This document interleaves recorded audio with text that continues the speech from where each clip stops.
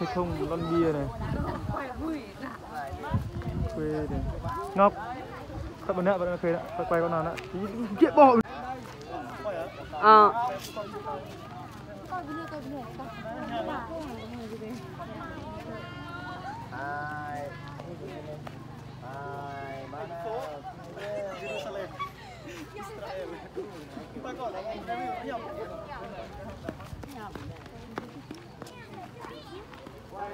Xứ này, kính này. Còn bên này là hang đá các xóm này. Các xóm này. Đây mọi người cùng theo chân mình đi. Mình giới thiệu cho mọi người.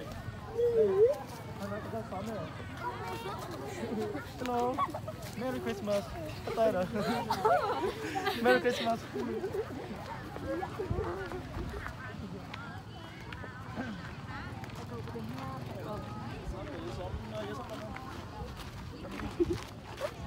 Rek. Em. Rồi. Con Luca này, cái này là cái hang đá rồi, sẽ vô xóm mình rồi.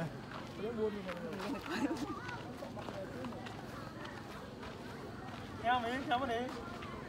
Cũng tập được. Tôi hang đê lên thiên thần sướng ca. Cái này là của lớp các lớp triết lý này. Của các lớp triết lý này mọi người. Đây. Hang đá này của lớp nào đây? Của các tu sĩ này. Tu sĩ nam nữ. Em mai là mình vẫn có lễ Luca đúng không? Dạ có. Thứ sáu vẫn có bình thường. Đấy là bài thơ để hôm nay bữa đó Luca là chị cô mà cha về mất rồi. Mai rồi sinh nhật tội này.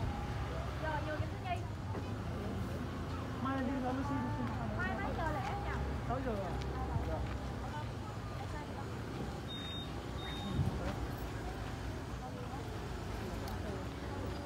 Cái này nữa mọi người, tôi đi theo chân mình qua này nữa rồi. Mình đi thành phố rồi. Mới sao kìa? Mới sao lạ? Mẹ quay tôi. Địa chung quê hoàng vì sao khắp quên mất rồi. Chiếu soi trần gian thấm hiền vào nỗi đồng dậy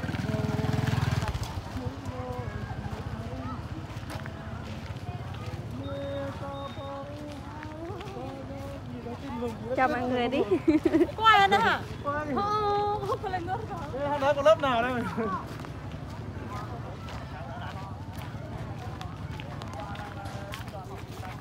Anh như xe là cái này rồi. Lệ hả?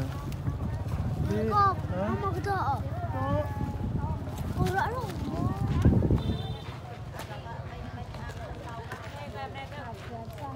Đi hả?